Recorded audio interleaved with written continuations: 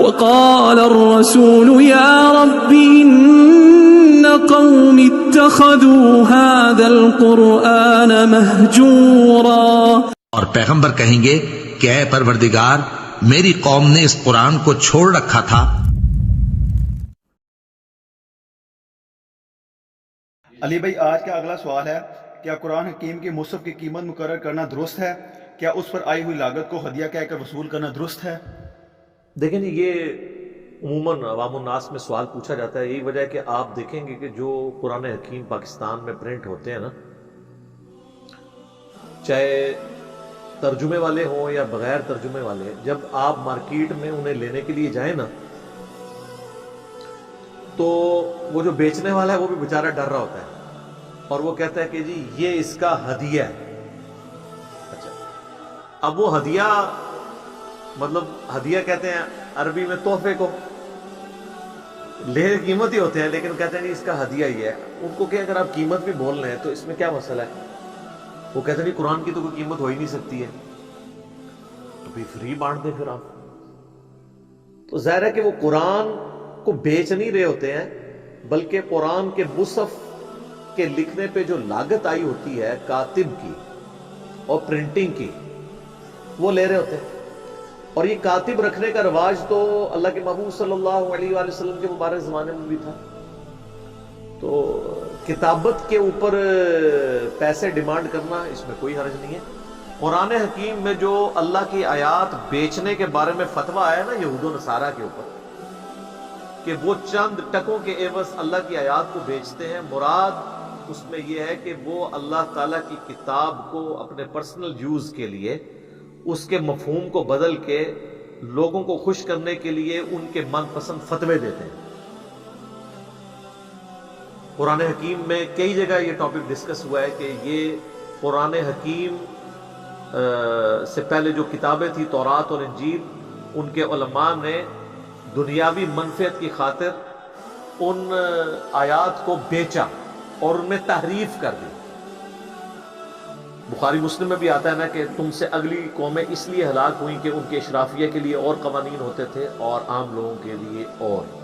اللہ کی قسم اگر میری بیٹی فاطمہ بھی چوری کرتی تو میں اس کے بھی ہاتھ کٹوا دیتا. یہ حدیث اس وقت نبی علیہ السلام نے بیان کی جب فاطمہ نامی ایک عورت کی چوری کا مقدمہ آپ صلی اللہ علیہ وآلہ وسلم کے سامنے پیش کیا گیا اور سفارش کے لیے اسامہ ابن زید کو بھیجا گیا تو آپ نے ڈانٹا، باقاعدہ مسجد میں آپ نے خطبہ دیا ممبر لگا کے. اللہ کی قسم اگر میری بیٹی فاطمہ بھی چوری کرتی اس کے ہاتھ بھی کٹوا دیتا. تم سے اگلی قومیں اسی لیے ہلاک ہوئی کہ اشرافیہ کے لیے اور قوانین ہوتے تھے اور عوام الناس کے لیے اور. تو وہاں پہ جو اشرافیہ تھے، جو طاقت والے پیسے والے لوگ تھے، ان کو خوش کرنے کے لیے علماء فتوے بدل دیتے تھے.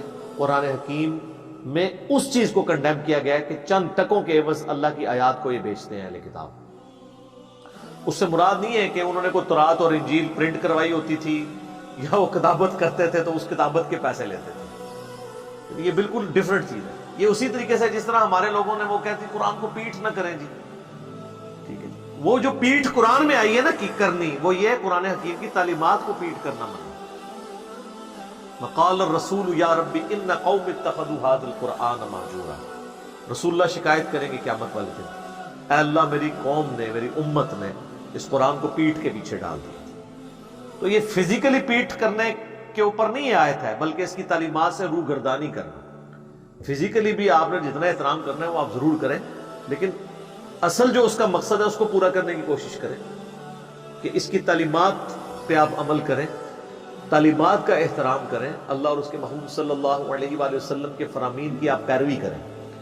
تو قرآن حکیم کا ہدیہ آپ لے سکتے ہیں، آپ اسے قیمت بھی کہہ کے لے سکتے ہیں، کوئی اس میں گستاخی نہیں ہے.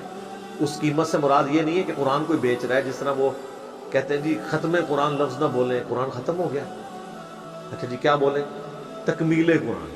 سر تکمیل قرآن بھی نہیں ہو سکتی آج، تکمیل قرآن تو 1400 سال پہلے ہوئی بھی ہے. الیوم اکملت لکم دینکم واتممت علیکم نعمتی ورضیت لکم الاسلام دینا. وہ تو نبی الاسلام پہ تکمیل ہوئی ہے، یہ بھی ورڈ نہیں آپ یوز کر سکتے. تو وہ یہ الفاظ کے ساتھ کھیلنا اور انہی کے اندر الجھے رہنا یہ اسلام کو مطلوب نہیں ہے. اسلام کہتا ہے آپ تعلیمات کو فالو کریں، لہٰذا قرآن حکیم کی اگر کوئی قیمت مقرر کی جاتی ہے اسے آپ ہدیہ نہ، آپ قیمت کہہ کے بھی لے سکتے ہیں۔ لینے والے کو بھی پتہ ہے، بیچنے والے کو بھی پتہ ہے کہ جو اس کے اوپر لاگت آئی ہے میں وہ لینا۔ اگر کوئی مفت دینا چاہتا ہے ضرور دے۔ پاکستان میں کئی لوگ ہیں جو لاکھوں کی تعداد میں ترجمے والے مصحف جو ہیں وہ مفت تقسیم کر چکے ہیں، اللہ کا شکر ہے، اللہ کی رضا کی خاطر۔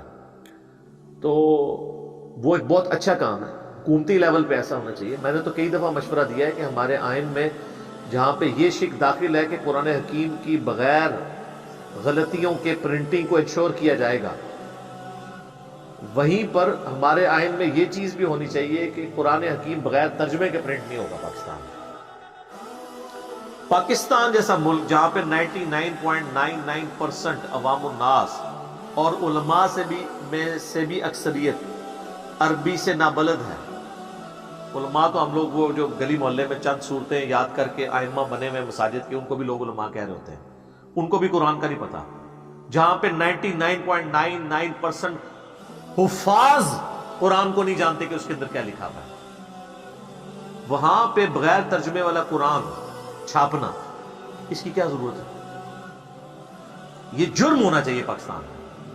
جس مسجد میں نکلے نا، وہاں کے جو ائمہ مساجد ہیں نا، ان کے اوپر اس حوالے سے کوئی تعزیر مقرر کرنی چاہیے کہ تیری مسجد میں یہ بغیر ترجمے والا قرآن کیا کر رہا ہے، اور بغیر عربی والا بھی قرآن چھاپنا یہ بھی غلط ہے۔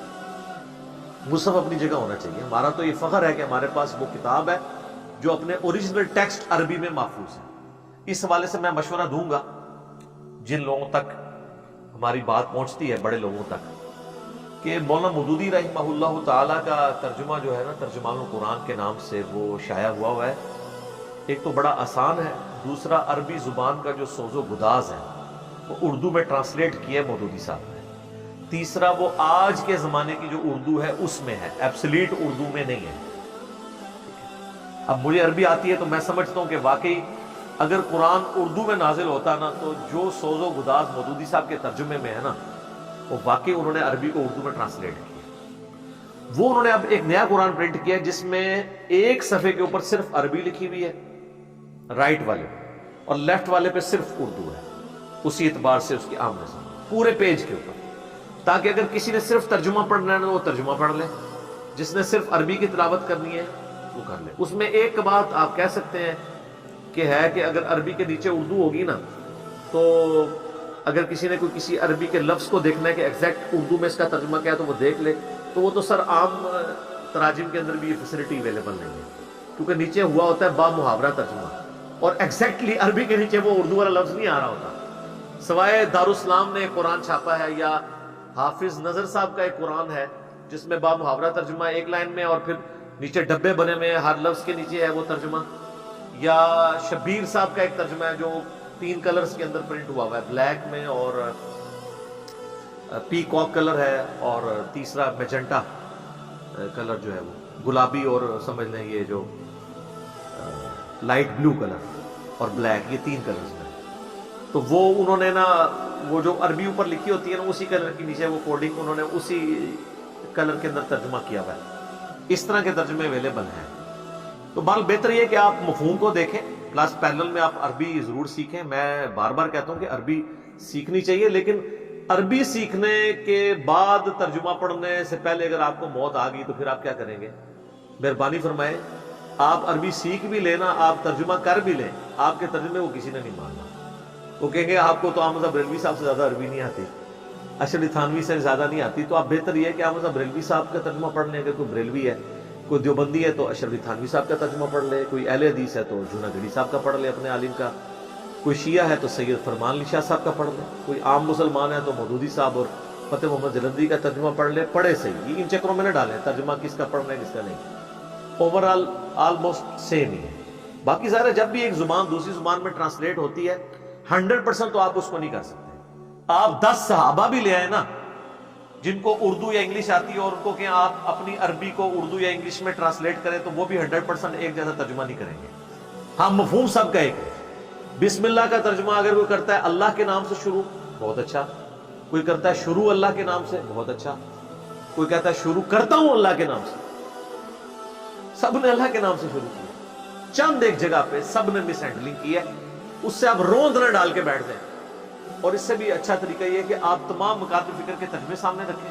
میں نے باقاعدہ فزیکلی ایک ویڈیو بھی اس پہ ریکارڈ کروا دی ہے, قرآن حکیم کی 8 ٹرانسلیشنز. تو آپ دیکھیں, میں نے فزیکلی بتایا کہ اس آیت کا ترجمہ انہوں نے یہ کیا, بتائیں کیا فرق ہے. تو آپ کو اگر زیادہ وہم ہے تو چاروں بڑے جو بھاری فرقے ہیں, بریلوی, دیوبندی, اہل حدیث, شیعہ, ان کے تراجم اپنے سامنے رکھیں اور کمپیئر کریں کہ اس آیت کا کیا, پڑھیں تو صحیح نہ کم از کم, اس کی طرف توجہ دیں. تو قرآن حکیم کی قیمت مقرر کرنا اس اعتبار سے ہی بالکل درست ہے. وہ قرآن حکیم کی قیمت نہیں آپ لے رہے ہوتے ہیں, بلکہ اس کی کتابت میں جو لاگت آئی ہوتی ہے اس کو آپ ہدیہ کہہ کے لے لیں, اس کی قیمت کہہ کے, پرائس کہہ کے لے لیں. الٹیمیٹلی تو پیسے ہی آپ کو دینے پڑ رہے ہیں نا. خام خواہ آپ اس طرح کے دوسرے نام رکھ کے ناموں کے اندر امت کو الجھایا ہوا ہے, اس کو یہ نہ کہیں, اس کو یہ کہیں. تو وہ تو پھر آپ کل کو جو زیادہ عربی دان ہے وہ تو کہیں گے یہ تو آپ اس کو قرآن نہ کہیں گے, مصحف ہے. قرآن تو لوح محفوظ میں ہے, بل هو قرآن مجید فی لوح محفوظ. یہ مصحف ہے, اس قرآن کی اتھینٹک کاپی ہے کتابی شکل, اس لیے مصحف کا لفظ استعمال کیا. اور یہ میرے ہاتھ میں جو قرآن ہے نا, یہ تو صحابہ تابعین والا لکھوایا ہوا بھی نہیں ہے, یہ تو عثمان طاہا کا لکھا ہوا ہے, جو دمشق کے ایک رائٹر تھے. یہی بلو بائنڈنگ کے ساتھ سعودی عرب سے شائع ہوتا ہے, جس کے ہر صفحے پہ آیت مکمل ہوتی ہے, اور ریڈ بائنڈنگ کے ساتھ ایران سے شائع ہوتا ہے. یہ تو آج کے دور کا وہ لکھا ہوا قرآن ہے, وہ بھی بندہ زندہ ہے جس کی ہینڈ رائٹنگ ہے. ٹھیک ہے, تو اس اعتبار سے کوئی حرج نہیں ہے اگر وہ کہتا ہے میں قرآن کی قیمت مقرر کر رہا ہوں, تو یہ بالکل درست ہے, اس کے اوپر کوئی فتویٰ نہیں. ٹھیک ہو گیا جی.